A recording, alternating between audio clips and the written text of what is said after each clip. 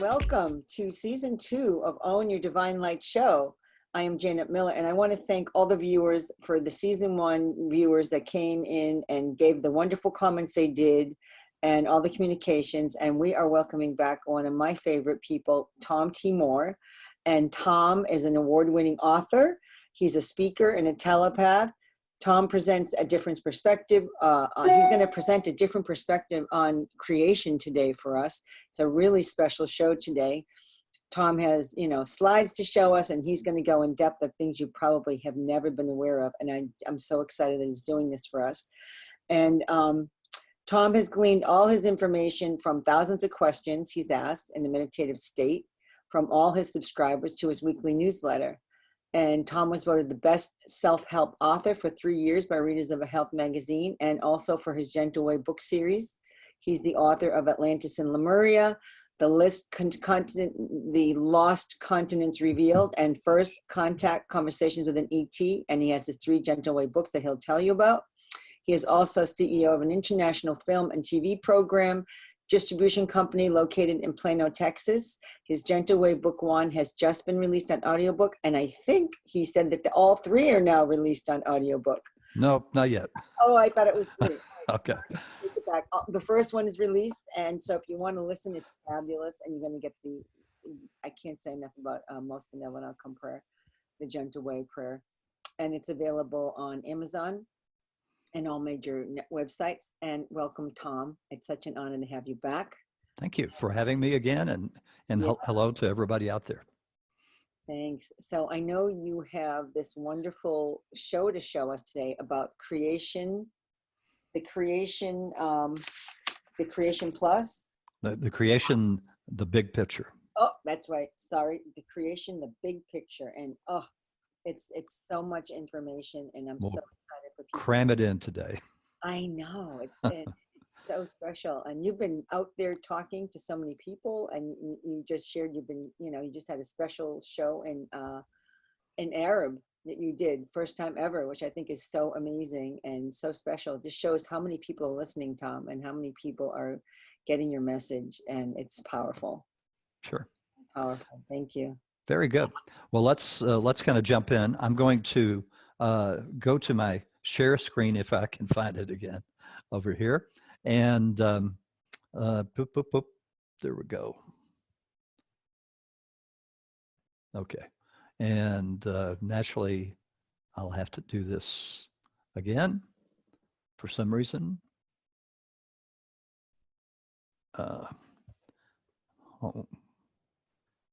I can see you, Tom. Don't worry right now. If you just want to do the talking, it's okay. There we go. Okay. Well, it was not working exactly the way I wanted it to. So here we go. As you can see there, I have 3 Gentle Way books. And the Gentle Way, just to make a long story short, I happened on this modality where you can request benevolent outcomes in your life. And I started experimenting with it, and it worked better than anything I'd ever tried to use before. The law of attraction, this is like, 10 or 100 times better than the law of attraction, because it actually works. It works perfectly within your soul contract, your soul path, however you like to term that. It works perfectly. And at the same time, it also raises your vibrational level, and that's the goal of all souls, is to raise our vibrational levels. That's how we even got to take part in the Earth experiment was that our vibrational levels had risen to a point where we could volunteer to take part in the Earth experiment. And so we're sort of known as the cream of the crop, souls that have worked and have risen to a level that they can handle these very difficult lives, being completely veiled from what we actually are. So that resulted in these 3 books. I let's see. As Janet mentioned to you, I'm a telepath, and basically, people have been trying to prove telepathy for a long time. And the Rhine Institute, which is shown here, had what they called ESP experiments at Duke University. And the problem was they were very inconsistent. One time it seemed to work, one time it wouldn't. And they would use what are called the Zener cards, these cards that you see on the screen where are there squares or triangles or what have you, plus signs. And one person would try to send that image to the other person across from them that using telepathy. And it just didn't seem to work very well. I have found that the best way for this to work is to put yourself into a light meditative state. So if you're already doing meditation, you can go right into this. You just don't go as deeply as sometimes you do in a deep meditation. What you want to do is to be in between a deep state and a complete waking state. That place where you can remember your dreams as you're waking up in the morning. And in fact, recording your dreams is a perfect way to sort of practice feeling that area that you're in, that you can do this. And so that's one of the things. And then the second thing is you need to work with the other person on a consistent basis. So like twins or people that have been married together for a long time, they would work best as telepathic partners. And I would recommend, and it may not happen or not, but who knows, that they do an experiment on the Mars mission where there would be twins like we had on the International Space Station, with one remaining on Earth, the other one as part of the mission, and they would test an experiment with telepathy, because they'll find that telepathic messages are instantaneous, and it can be across a room, across a campus, across the world, or even out in the middle of space. It's instantaneous.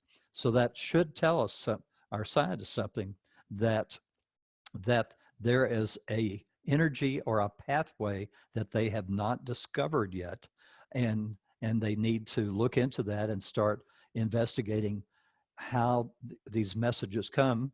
And I've been told that everyone is a telepath because we all have the pineal gland in the back of our heads, and scientists only know so far that the pineal gland secretes melatonin, but it has another purpose. It acts as an antenna for all telepathic thoughts. And I mean, that's everything that you can imagine, feelings, if you feel danger or whatever, that's a telepathic thought. If you suddenly get the feeling, oh, I've got to call my Aunt Martha, and sure enough, she needed you to call her, and things like this. All of these are telepathic thoughts. They're just called different things, ESP or what have you. So that's so we all are telepaths. I've been able to take this a step farther and have practice. That's what my guardian angel Theo told me. He said, you got to practice. Every time I'd ask, well, is my reception improving any? He'd say, practice.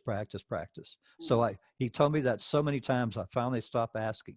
I'm somewhere in the 80 or 90% percentile. I've been told that no one is perfect on this in doing this work. So just keep in mind, all it takes is just a lot of practice. My practice came from having a newsletter and receiving thousands of questions from people all over the world in my newsletter, which you can see. I've got all my newsletters archived all the way back to 2007, weekly newsletters that are free, and it's www.thegentlewaybook.com, and then look for articles and news. Okay, so as I explained, I generally talk with my guardian angel Theo and my and Gaia, the soul, the earth. Those are the two main souls that I communicate with, and that's how I receive most of my information. But you can speak to any being or anything, virtually any person across the universe if you want to, and so I've spoken to the soul of the sun, soul of the moon, the group soul for trees and plants, and the group soul for dogs, and the group soul for domesticated cats. So you can communicate with all of these beings, which makes it a lot of fun and to gain knowledge. So I also communicate with an extraterrestrial, who happens to be a member. I didn't know this at the time, but happens to be a member of my soul group, which is also called a soul cluster. And his name is Antura. And after 800 lives on Earth, he's an amphibian this life, back on a planet called Nomo. And in actuality, his sole interest, where mine is religion, his sole interest is exploration and actually designing the original starts of villages and cities. So that's his other part of his soul interest that I just learned about recently, besides exploration. And so this time around, he's part of a first contact team that goes out on a mothership all over the universe, contacting emerging societies, and he's even been to the next universe over. There's actually three universes that surround our universe, because there's billions of universes, which I'll get into in a second. And I also compiled a book through thousands of questions about Atlantis and Lemuria, their true history. So those are a couple of books that you might be interested in reading one of these days.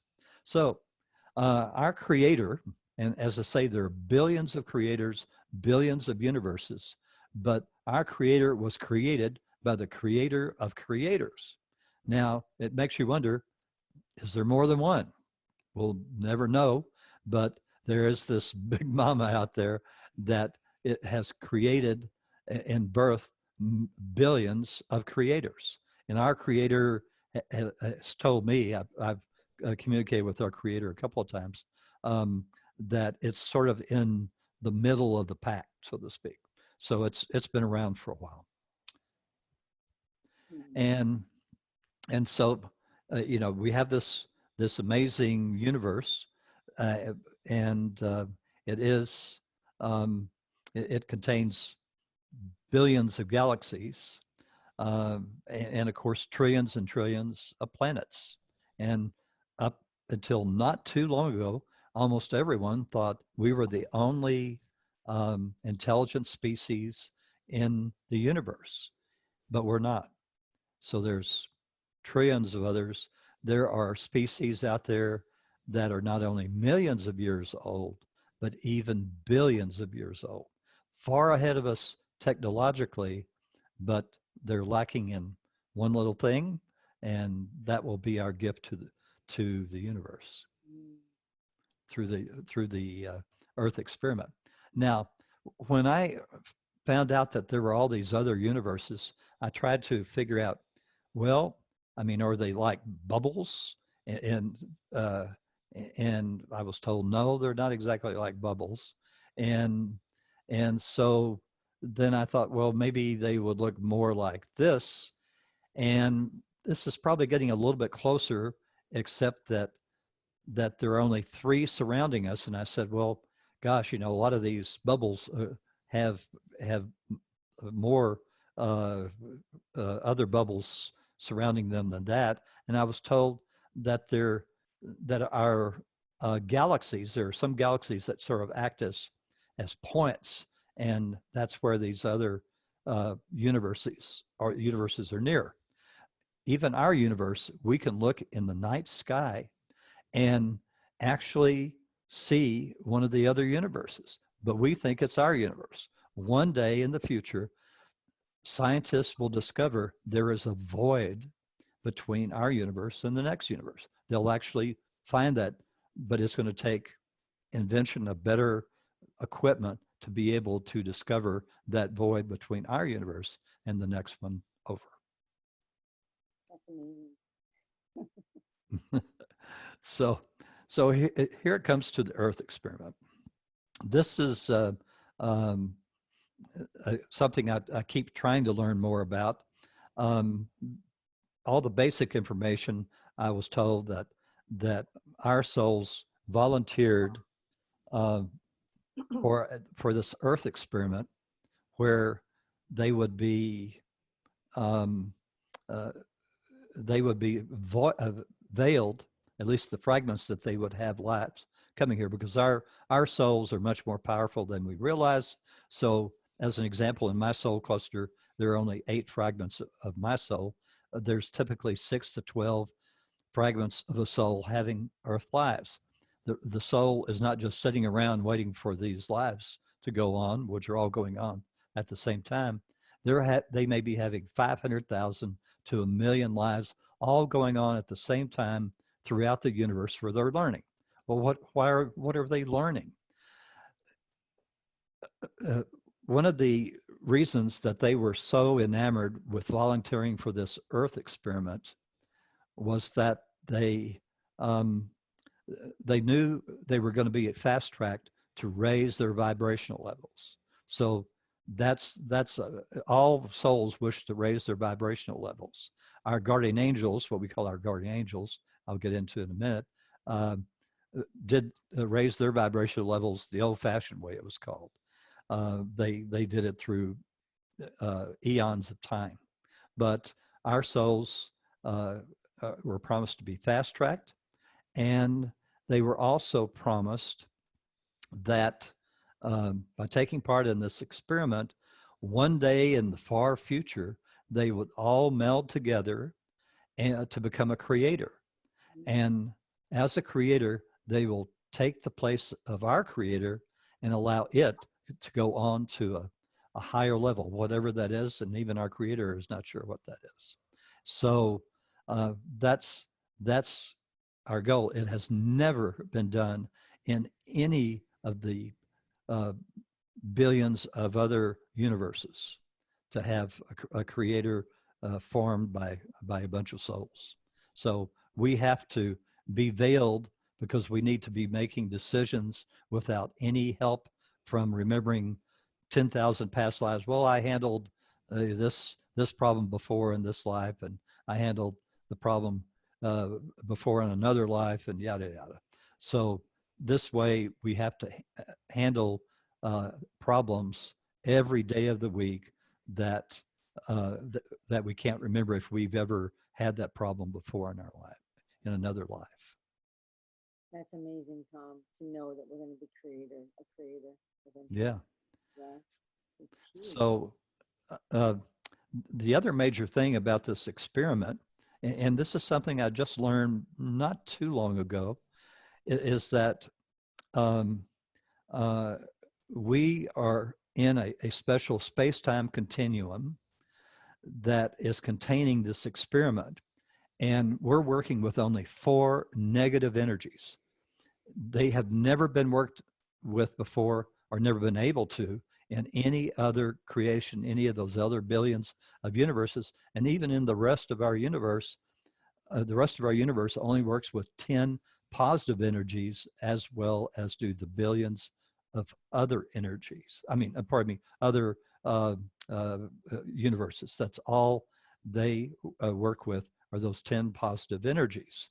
Now, I've been told it's going to take hundreds of years for our scientists to be able to identify those negative energies, and I assume the 10 positive energies. It's going to take a long time. Now, that hasn't stopped my readers from coming with all sorts of suggestions. Well, could it be this or could it be that time? So you can actually go on my website, and at the articles and news, there's a search box on the right-hand side. I'll do it for a camera, and uh, and you can type in negative energies or for negative energies, and you can see all the questions people have asked about uh, the negative energies so far, and we get compliments saying that's a great idea, or that's a really thoughtful answer, but no, that's not it. So we keep trying. Yeah, we're the brave ones. That's why they said only the strong can come on the planet, right? Only. Yep, we're known as the elite group of souls that would take on this job, and of course, uh, nobody really was sure that we'd be able to accomplish this. And finally, just to let everybody know, in 1987 in August, that was the harmonic convergence, and that was the time when we raised our vibrational levels to a point where we will never destroy ourselves again, as happened in both Atlantis and Lemuria. Okay, never happen again. So it may seem like sometimes we're on the brink of it, but we're not. Our conflicts will slowly fade away over the next 50 years, and by 100 years or so, I've been told that people at that time period will look back at this time period as we do the period of like 1917, 1918, 19, very very primitive. And I'm sure one of the ways is that we're going to be able to handle these conflicts between countries or races or whatever much better in the future than we have been at this point.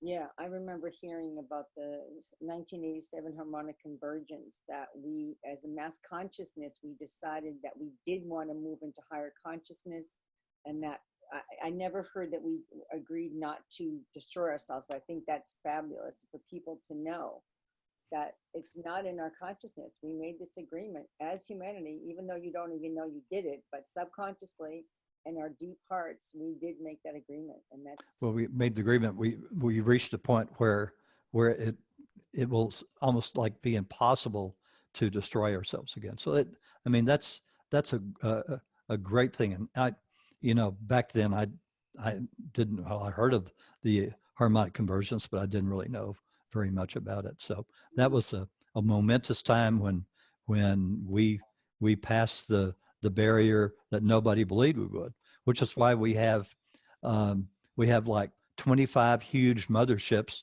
circling the earth right now, taking millions of readings every day, because everybody, all these other planetary societies and even other universes all want to see how we did it. They're just amazed that we were able to accomplish this, because right. no one had been able to before. Yes, and living with all that negative energy, which was another thing. We had all this negativity to overcome to get to that level, which was huge, Yeah.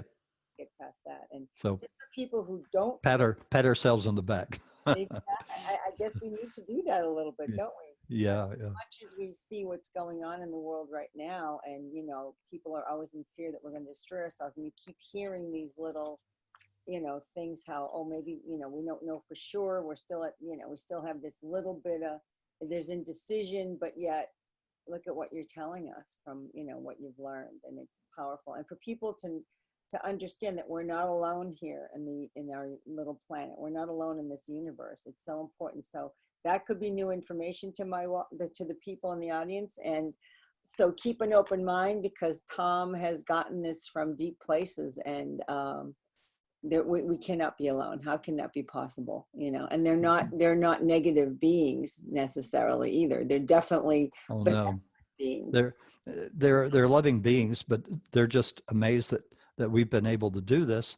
And so Antura, my amphibian brother on another planet, who's in one of those motherships circling the Earth right now, says that um, uh, parking is at a premium. He jokes because more of these motherships would like to be circling us, but they only allow like 2 other universes to be circling around the Earth at any time. The rest of them are from our universe. Wow. And these are huge ships. I mean, they're masked so that they don't scare us to death. But as an example, Antura's ship is, and originally in the book, he told me 1 mile wide. He's finally admitted that it's 3 miles wide. It's 20 stories tall, 11 decks, and it has a crew of 900 with their families, totaling 1,500, because a number of the crew members live their whole lives on board the ship, and so they have their families with them. The only time they couldn't have their families with them was during the original Star Wars, which took place about 1 million years ago, Earth time, but only 100,000 years ago, universal time, and that went on for literally thousands of years. So that's how these science fiction stories and all came about, from people that had lives during that time period and were scared to death every day of their lives that their planet was going to be destroyed. And it was a race of reptilians that came from another galaxy that took to try and take over planets for their resources, and this war went on for thousands of universal years, and finally they finally came to peace, and everyone is at peace now. Right, and yeah, you hear a lot of other stories about the reptilians, and there's good and bad reptilians. So if people ever think they're all bad, I guess they're not. That's what I'm. Well, part of the settlement of that war was that, and I've been told, I was an amphibian at that time. I was a spiritual leader on the planet, and my race of people is only 18 million years old. Those are youngsters when you got, even in the same Sirius B solar system, ones that are 1 or 2 billion years old, much less some of these other societies that are 5 and 6 billion years old. So I came up with a suggestion. Well, why don't we offer the reptilians to take part in the Earth experiment? And they said, oh, what is this little amphibian knows? And so the war went on for another 450 universal years, and finally, out of desperation, they said, oh, we'll just see. And so they offered for them to take part, and they took us up on it, and that ended the war. And so now 10% of all the souls having lives on Earth are reptilian. Yeah, I mean, there's I don't know if you've heard of disclosure and the whole process of disclosure going on. Are you aware of any of that? Oh, yeah. Yeah, I'm sure. So there's a lot of talk about that and the connection with the reptilians and the cabal and all. They just don't quite understand that about the war, and they don't understand the reptilian involvement now. Now, what one thing I was told is that when this first began, naturally the reptilians wanted to kind of somewhat take over a little bit. Yeah. And so they would have maybe several lives in a row, maybe like in Egypt or whatever it happened to be. But it has to all balance out under the way this Earth experiment is set up. And so that had to end. And so they they had to balance the first lives they had, where they were trying to be the leaders and run things, with being the peasants and all. So that took care of that. So Now, go ahead. I just don't want to interrupt you too much, but did you ever ask if they're still they're here, as you said, but Hmm. are they involved in what people are thinking they're involved in? No, No, only as soul fragments. just That's so. what I'm told. Oh, So they're, I mean, one of my friends is has a reptilian soul. He loves snakes and lizards and things like that. So, hmm. and I was told he was put in to be my friend so I could see how they were coming along. Because I've heard a lot of other things, and I don't know if that's just old energy or it's just trying to keep us. I don't know. It's interesting. Conspiracy theories, Yeah, lots of there's conspiracy a ton of theories. those. There's a ton of those, and Yeah, you don't know whether any of it's true. You just yeah. don't know. So anyway, to continue on, of course, we have these lives.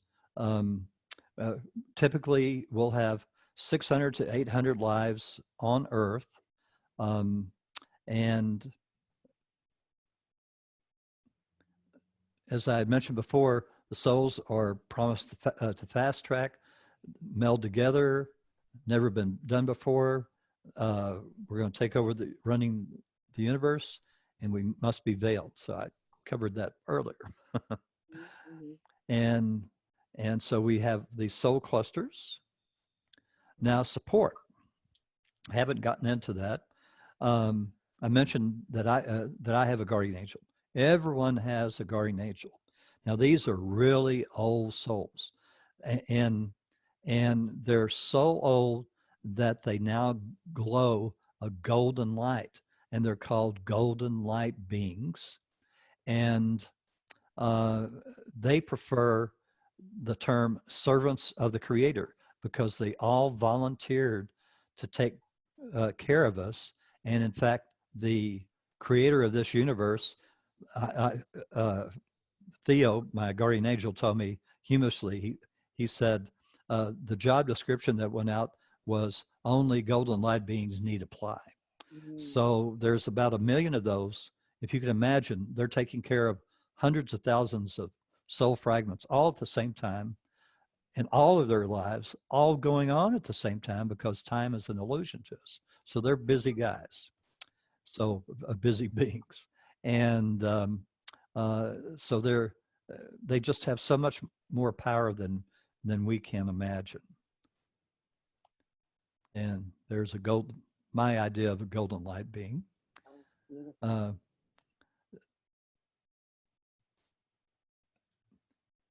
Now, when my wife and I went to Sedona, Arizona with some friends, uh, I asked Theo if maybe he would appear in a photo for me. And so here I am meditating on the side of Oak Creek, right across the creek from the cathedral vortex. Mm-hmm. And so uh, he appeared as just sort of a haze. Guardian angels have never had a life on Earth, never had a life on Earth. Okay, and so they don't show up as orbs. I think I have a slide of that in a minute. And so he kind of came in as a gray haze. The photo in front and the photo after does not show this. So he did this at my request. Wow, it's so powerful. I remember going there myself years ago, and I've been there a few times since. It was not as populated as it is now. I went in like 2004, and it was very quiet then. And Yep. I walked down to the river and put my hands in the water, and it was literally vibrating. It was so intense. It was incredible. Yeah. I with a couple of my friends, we climbed up the top of Bell Rock. I don't have Oh a slide on that, but you can just Google Bell Rock, image of it, and it looks like a bell. And we went all the way up to the top, and so we decided to do a meditation up there. When I did my meditation, I literally fell into the rock. And when I came out and descended, I was the driver of this SUV, and I couldn't wear my prescription glasses. I had to drive without my prescription glasses because I could see better without the glasses than I could with them on. Wow. And that has continued where I can go to a theater. I don't have to wear glasses to view Oh, the motion picture. I love that. So really, and another time, I think the first time that we ever went to Sedona, my wife woke up in the middle of the night and she saw these lights hovering over me. And so eventually I asked about that, and I was told that I was being prepared for this work. So whatever that means. Oh, beautiful. Now, these are our guides. Now, guides are other soul fragments that are having lives on earth. And as they gain maturity, whatever their soul interests, they act as guides. So as an example, when my wife and I owned a international wholesale tour company many years ago, I had a couple of guides that helped me with that business. We sold that business, they went away, and I started this international film and TV program distribution company. And so I added a couple of guides to help me there. When I started writing books and all, I added two guides that are specialists in writing. They're not like novelists, I was told, because I asked, I said, any of them, famous? No, they're just really excellent writers. And so they helped me with my writing.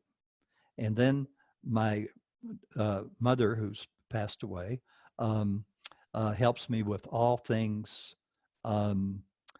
feminine, because it used to be like 90%. It's dropped to probably 75% now of women that subscribe to my newsletter as compared to men. So she helps me with all things feminine, whatever that entails. And then you have one main guide, and that's normally a soul fragment from your soul cluster, another fragment of your soul who knows not only you perfectly, but also the soul, and acts as an easy transit of whatever, but for messages between your soul and you. So they're not like Jane Roberts called it. What did she call it? Oh gosh, I'm forgetting the name of her book, The Oversoul. Oversoul. The Oversoul, yeah.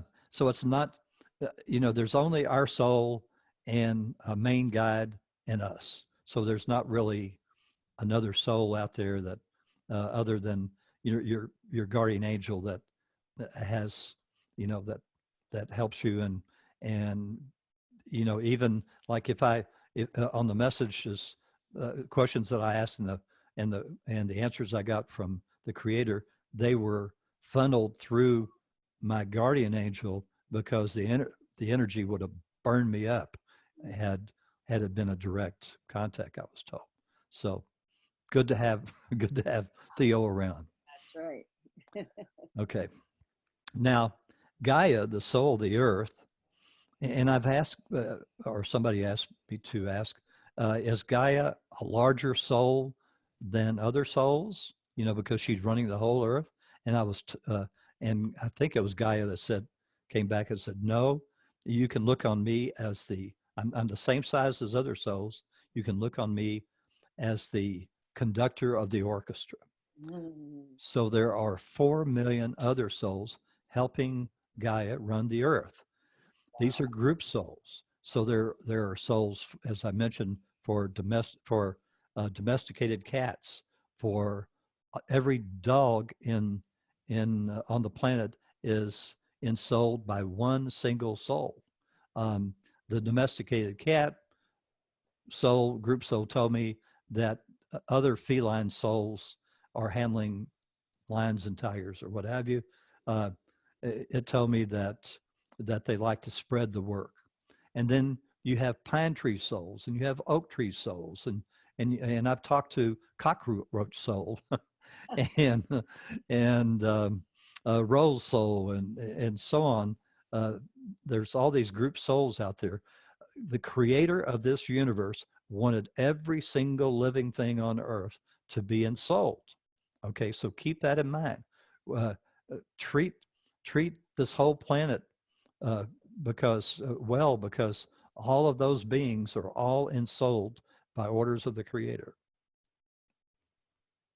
So when you say they're ensouled, you're saying that they can accelerate in their growth. Is that what a soul can do? They're different. You know, they're a smaller fragment of a soul, and so when they transition, as an example, let's just take a dog. When the dog transitions, it follows sort of a pathway, sometimes guided um, by human soul fragments who do it as part of their work to, you know, learn things, I guess. Yeah. And they're guided to a staging area where the group soul, and there's staging areas all over the world, uh, where the group soul assigns a new mother. And that birth mother can be in the future, it can be at that almost moment in time, or it can be in the past. So if you want um, you know, your loving part of the family to return back to you, you simply have a benevolent outcome request. You simply say, I request a most benevolent outcome for my dog, Floozy, whatever the name is, to return back to our family. Thank you. That's all you have to say. And don't worry about, oh, well, it can't be this dog because this dog uh, is a year old. You know, couldn't be that dog. Don't worry about ages because they can they can be born in the past, present, or future. Okay. And that's an interesting concept for people to understand that. That's all about being multidimensional, isn't it? And about Yes. no time and no linear time anymore. Right. And we reincarnate in the past, present, or future. So Yeah. the first time I learned about this was when I was told that my my wife's next life. Well, first of all, let me back up. When I led 25,000 people out of Poseidon, uh, uh, and we resettled in Egypt 200 years before the Atlanteans destroyed themselves in a horrific war. Um, uh, there was a princess in Egypt, and in her meditations, I was told that she understood that we were good people, gentle people, uh, not violent or anything, because they were worried the Egyptians had been conquered in the past by Atlanteans, so they were very wary, and so she helped us settle. That princess is my wife today. Now, the life that we're having today, at this moment in time, we just celebrated our 49th anniversary, Oh, August 1st. Uh, congratulations. this is called what's a setup life. So that in her next life, she's going to be all the way back in about 12,500 years ago, back in ancient Egypt, and she's going to be a great leader. He is going to be a great leader for his people. I'm going to be his assistant, but that is a past life for me. That's not a life in my future. It's a past life. So here she is going back for a life, and here I am. I was already sort of back there waiting, and and so my next life on Earth will be in the 3400 era as a female space pilot, and she's also going to be in that life with me too. So that's That's how you have setup lives. yeah, and for people who aren't even aware of this, this is a whole new concept of time. And this is what we're moving into with the higher consciousness. This Yeah. is kind of concepts that we can grasp. I mean, I remember hearing multidimensionality like 5 years ago, and I couldn't wrap my head around it. Now I understand. What you just said makes sense to me.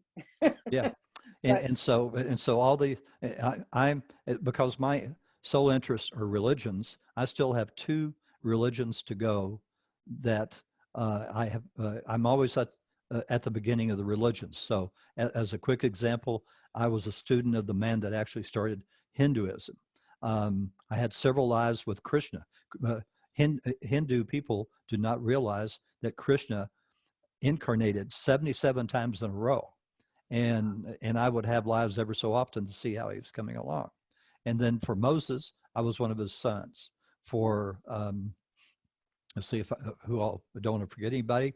Um, for Jesus, I was Salome. Now that was a common name, not the Salome that you probably heard of, but this was one of his Jesus's female disciples and the mother of James and John. And then I was a friend of Muhammad.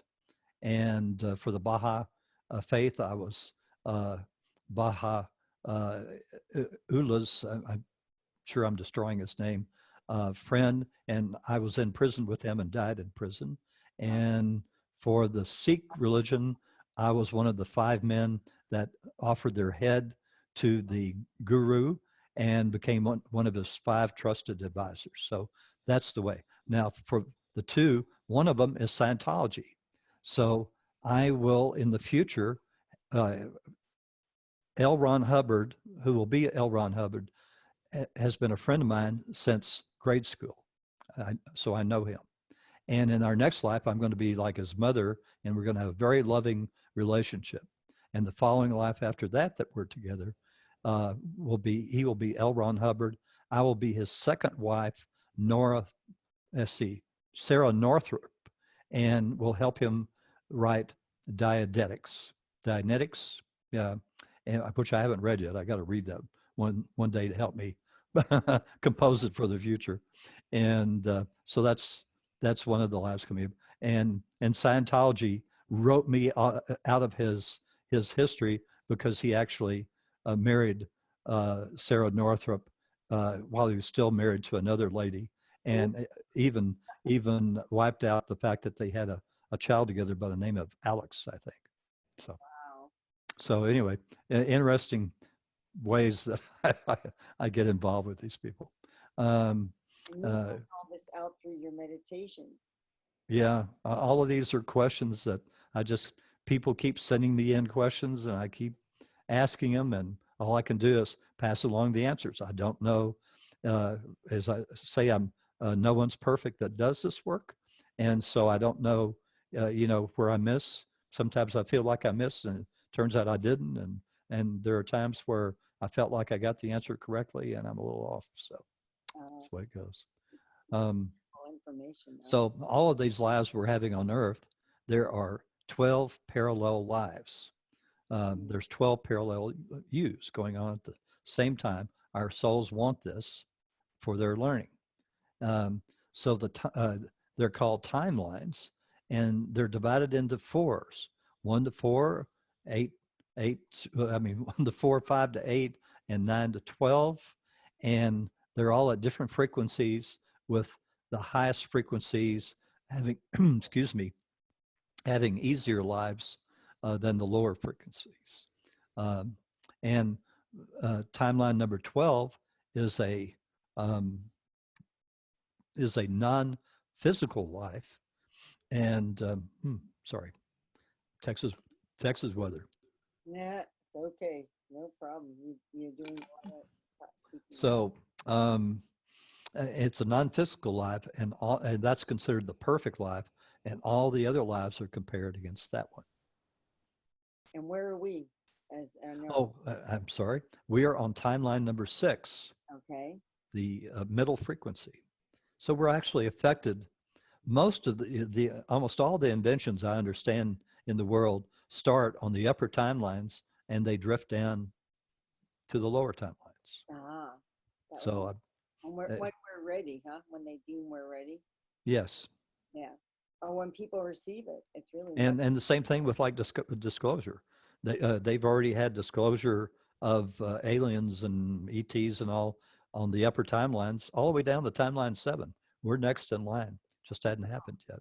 So be ready, everybody. You don't know what's going to come up, but hopefully it's soon. Yes. Within the next 20 years, hopefully sooner. What's your prediction? Well, last time I asked it this fall, but I've been off before, so Yeah, uh, I remember you. time doesn't seem to work the right way. Right, right. I'm hoping it's much sooner than later. Yeah, I'd love So, to see it.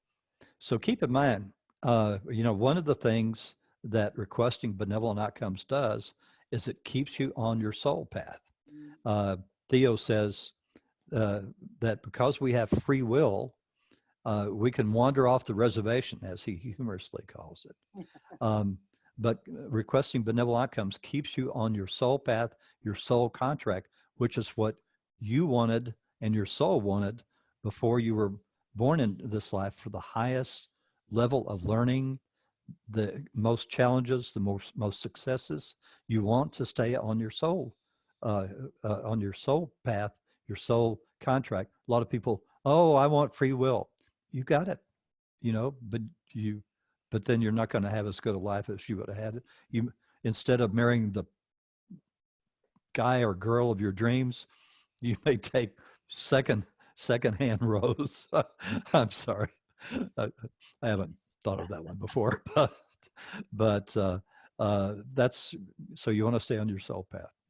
So when you talk about a soul contract, I don't know if a lot of people know what that is. I mean, I understand it as before we come over into this life, we Mm-hmm. take a lesson or something that we want to learn that we haven't learned in previous lives. And it could be to receive, let's say.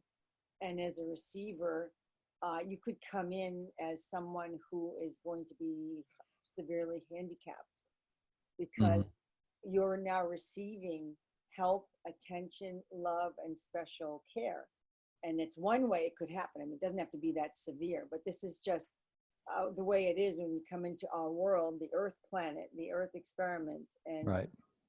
people, when you choose your contract, you don't know how it's going to be delivered to you. You're going to come in and it's going to come through, and there's probably many choices. I mean, how do you see it? I don't know. Well, I'm told that in milliseconds, because there's no time on the other side, Right. you will set up agreements with, I mean, it depends on how active your life is. Obviously, if you're a farmer in a remote location and you hardly see anybody, uh, uh, you're going to have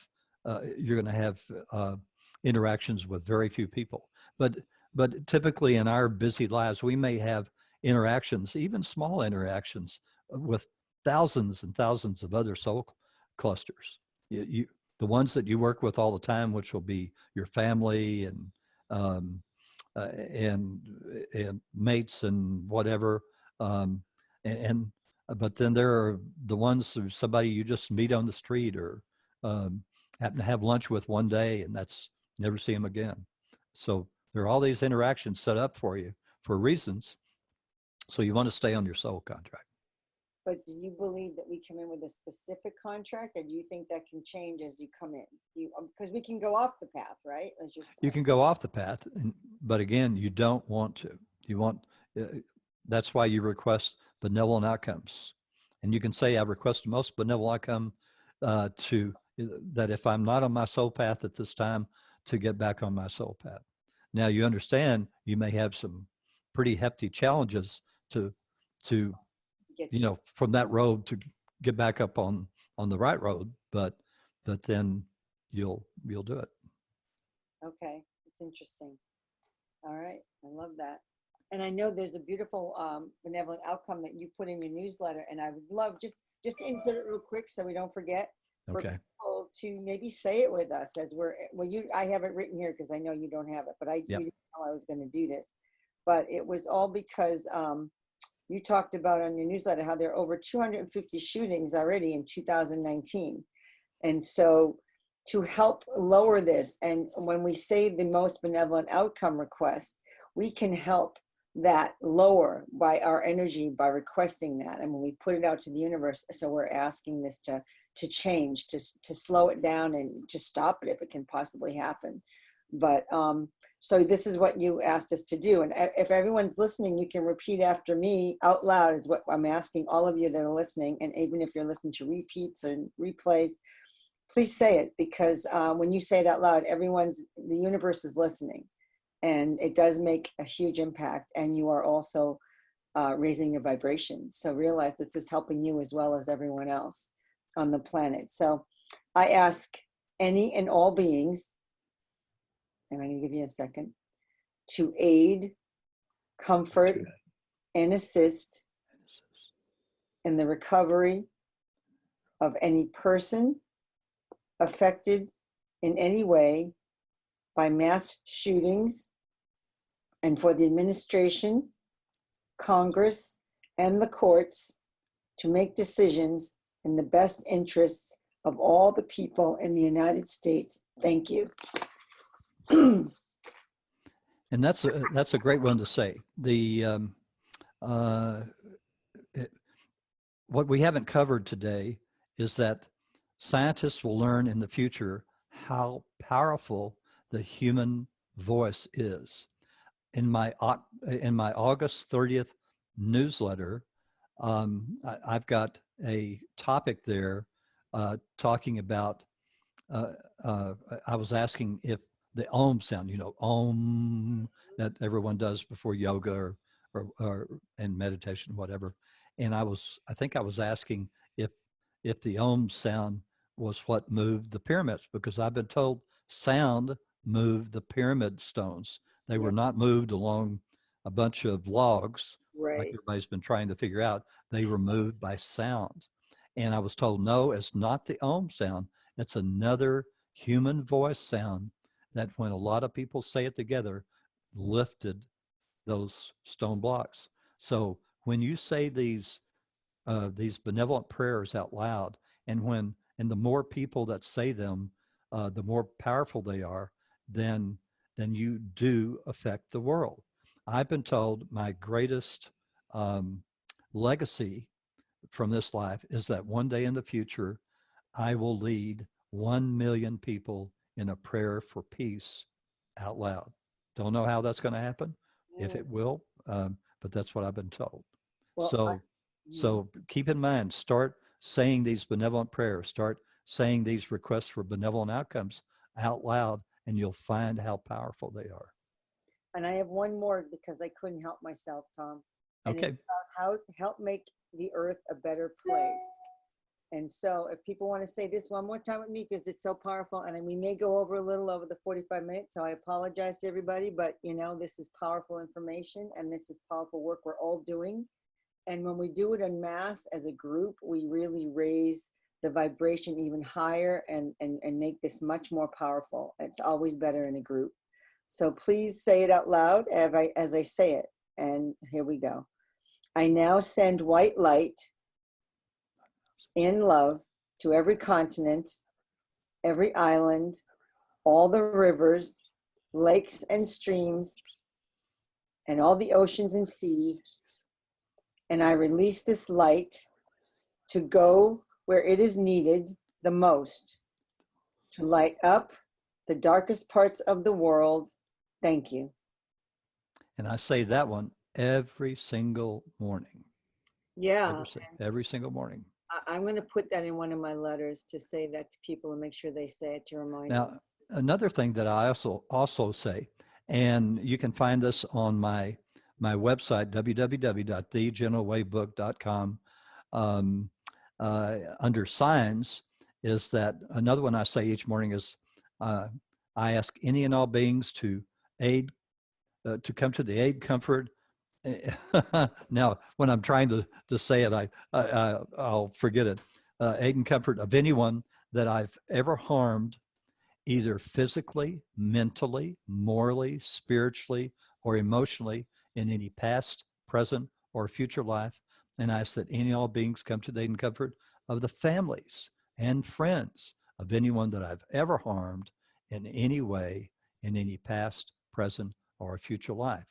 Theo says this affects all of my lives. When I say that every morning, it affects the lives in the past, in my present life, and all the ones I have in the future.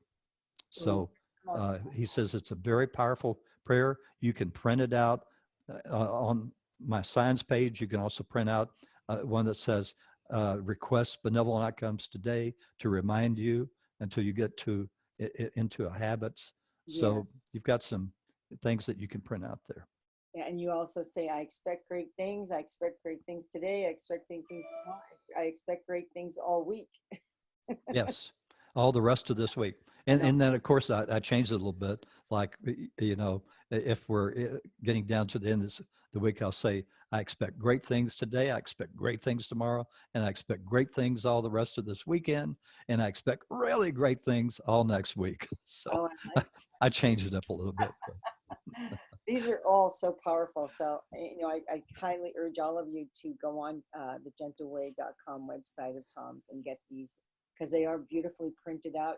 He has them really nicely done. So you can praise them and I put them in the mirror of my room. I have them in my bedroom. I have them everywhere. Great. So anyway, let's see. Where are we?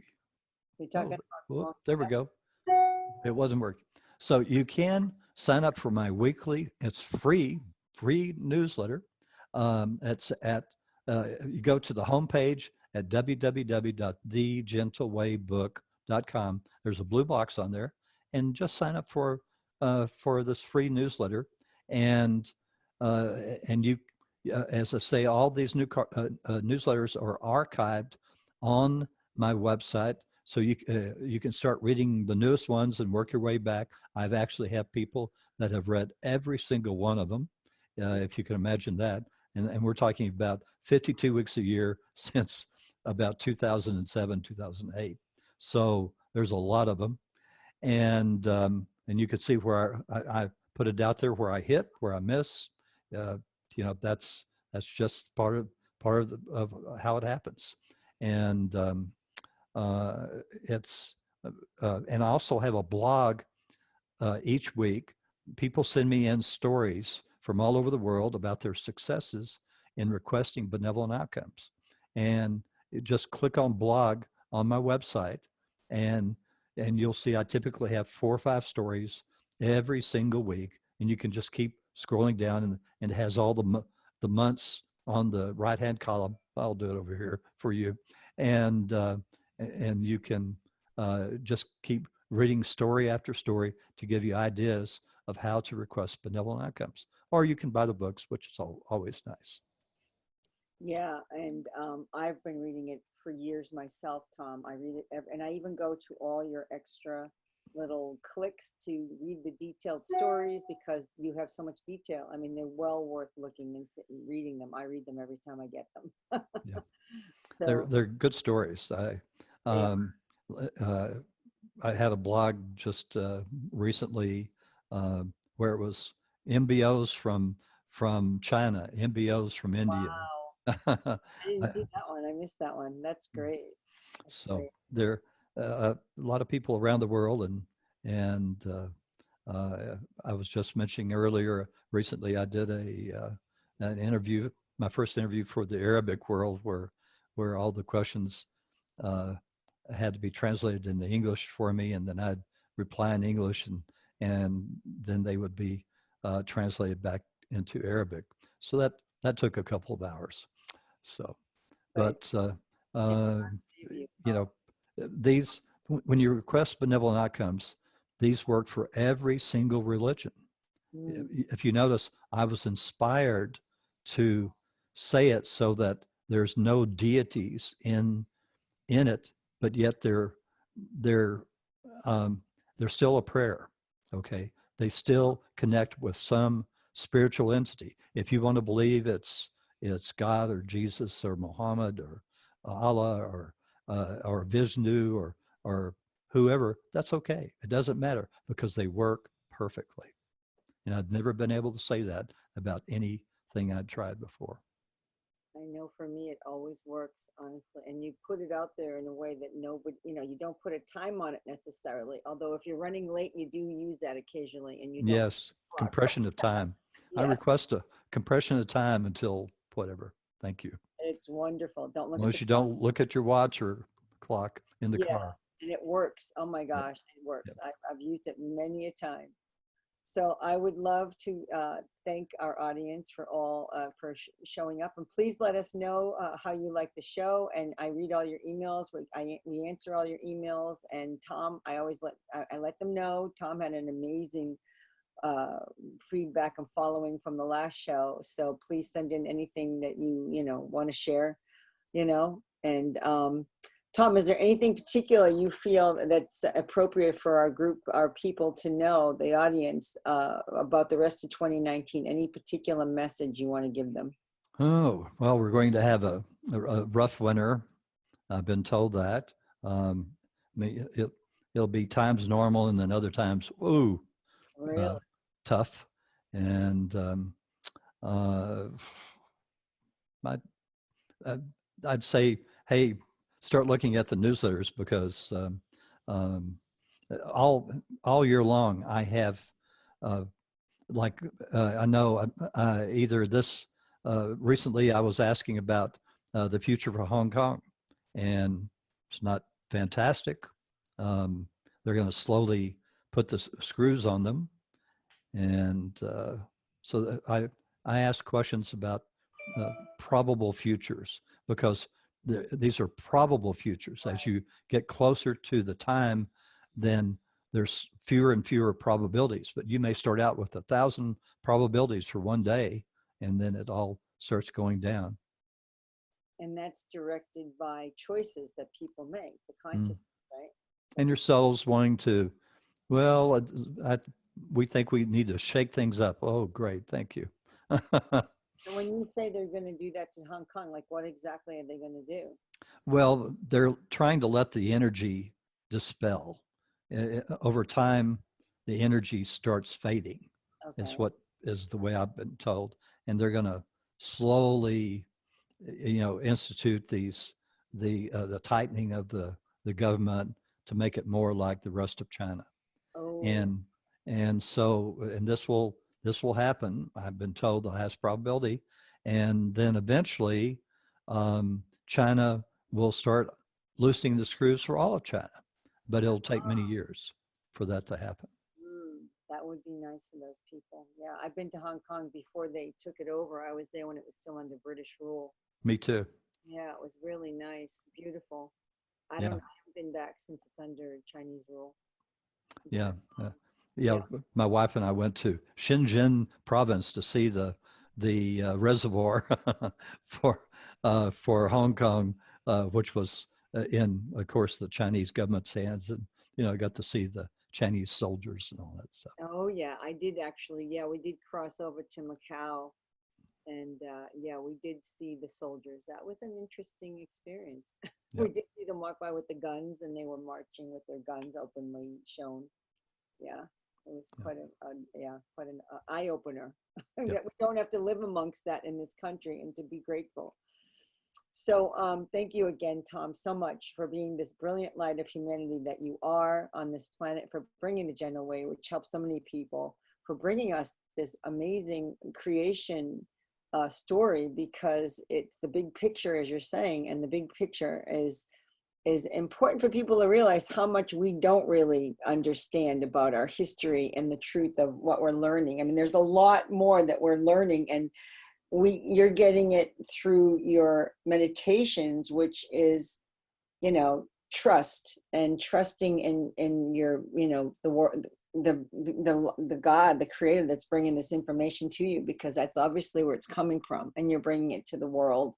And there's so many ways that we can learn things. So you have to discern for yourself what he says is, what you hear, and you take away what you want. And that's what I always say to people. Don't feel that, this isn't gospel, but it's what people understand, and you choose to believe parts that you choose to believe. And I love what Tom shares, and I feel he brings so much truth, and this information is really needed. And when things start changing, it's going to change for the better.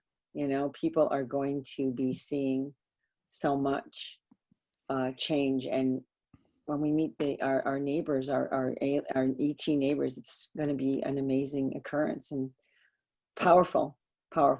So be ready. They're not all bad guys. I just saw the show Signs, and it's like, oh no, they're not like that.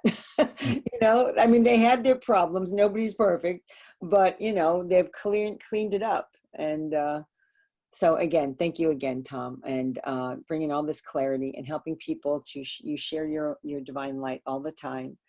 and you're, as you say, all over the world. You're nonstop and always sharing and being generous. And you help so many people step into their achieving their dreams, unlocking their passions, and creating the lives that they love. So thank you so much. Thank you. All right. Namaste. Namaste.